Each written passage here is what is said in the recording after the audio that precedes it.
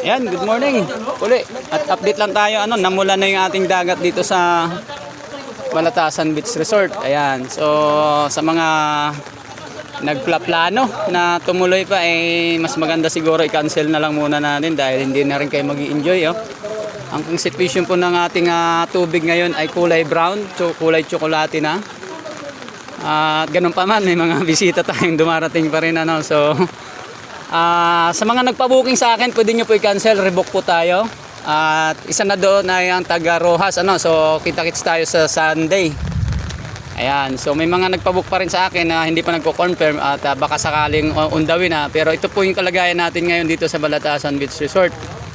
Ang tubig ay kulay brown pero yun nga, kalmada naman. Pero sa yun nga, hindi na kayo mag-i-enjoy at baka lumakas pa lalo yung alon mamaya. So pwede pa natin i-cancel at i-rebook yung ating mga booking. Muli, ingat po tayo sa biyahe at ingat din po tayo sa ating mga tahanan sa baha, landslide at malakas na ulan. Okay po.